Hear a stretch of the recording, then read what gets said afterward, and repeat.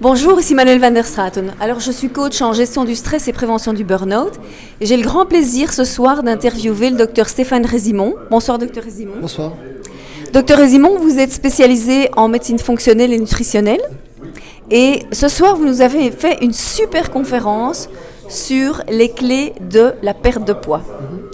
Alors, avant de continuer cette vidéo, abonnez-vous ici en bas à droite sur l'écran, sur la chaîne YouTube, pour être tenu au courant de toutes les nouveautés. Alors, docteur Résimond, moi j'ai 3 questions pour vous ce soir. La première question, le stress et la prise de poids. Alors, pourquoi est-ce qu'il y a des personnes qui gonflent et pourquoi des personnes grossissent et pourquoi des personnes ne grossissent pas face au stress?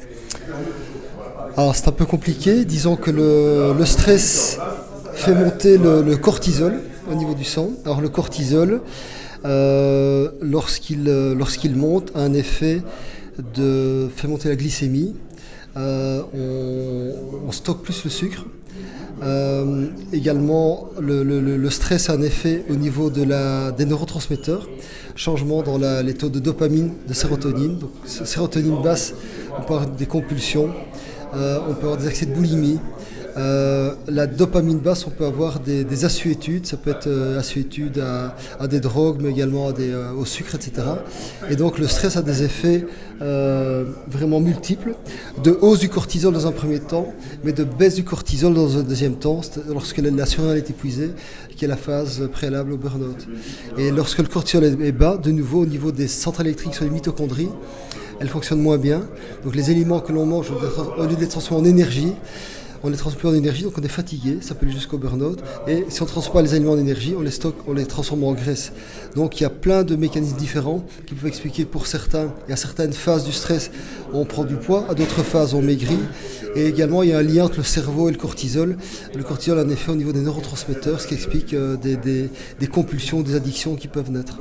Alors j'ai une deuxième question pour vous. Pourquoi est-ce que les régimes restrictifs ne fonctionnent pas et que faire ?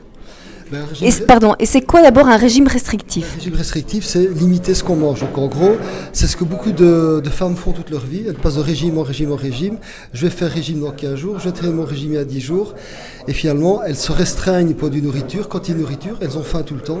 Et à un moment donné, elles craquent. Ça peut être 15 jours, 3 semaines, un mois après, elles craquent. Et là, bingo, c'est reparti. Les 5 kilos perdus, elles en reprennent 8. Elles repèrent 10 kilos dans le régime suivant. Elles en reprennent 12. Et donc finalement, ces régimes restrictifs font qu'on prend du poids. Un régime restrictif n'a jamais fait perdre de poids à qui que ce soit, seulement la perte de poids est momentanée. Donc c'est le pire des choses qu'on puisse faire, c'est faire des régimes restrictifs. D'autant plus que la dame qui a perdu 8 ou 9 kilos, elle a perdu peut-être 3 kilos de gras, 3 kilos d'eau, 3 kilos de muscles, et la patiente de régime en régime va perdre sa masse musculaire, elle va se ramollir, et sans muscle on ne brûle pas. Donc ce qu'on dépense en énergie en ne faisant rien, parler comme on est ici, aller à sa voiture, faire les courses, faire le ménage, c'est ce qu'on appelle le métabolisme de base, ça permet de brûler ce qu'on a mangé en trop. Et donc ça dépend de la masse musculaire, donc au plus on est musclé, au plus on dépense de l'énergie. Et donc ces régimes entraînent une perte de masse musculaire. Alors j'ai une dernière question pour vous. C'est concernant un sujet en fait qui touche toutes les femmes finalement à partir de 30 ans, c'est la préménopause. Alors évidemment on est très très mal informé par rapport à la préménopause. Alors il y a certains gynécologues qui vont nous tuer, mais c'est pas grave parce qu'il faut qu'ils fassent leur job aussi.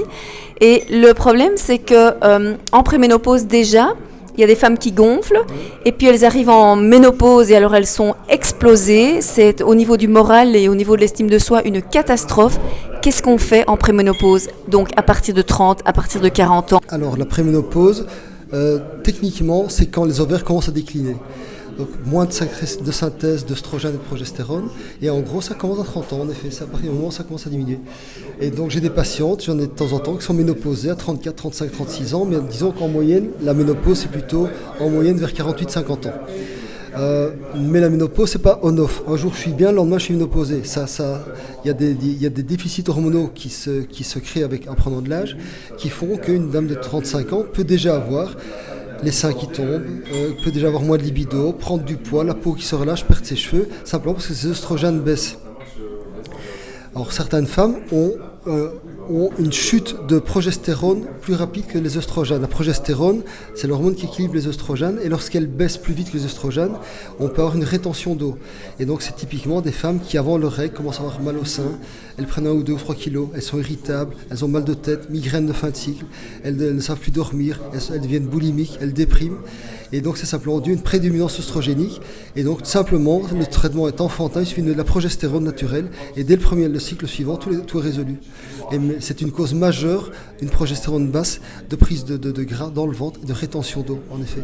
Et ne pas prendre en charge après une ménopause, c'est assassin, parce que ces femmes-là, dans cet état-là, elles ont beaucoup plus facilement des fibrokystes au niveau des seins, des fibromes utérins, des kystes ovariens, par leur excès d'œstrogène par rapport à la progestérone. Donc c'est pro-cancérigène de laisser ces femmes dans cet état-là. Malheureusement, beaucoup de gynécos vont vous dire: madame, c'est vos hormones, c'est normal, attendez la ménopause, ça ira mieux après la ménopause. Et la patiente arrive à la ménopause en ayant pris 25-30 kilos, et en ayant plus de libido, en ayant perdu tous ses cheveux, en ayant des problèmes esthétiques assez importants.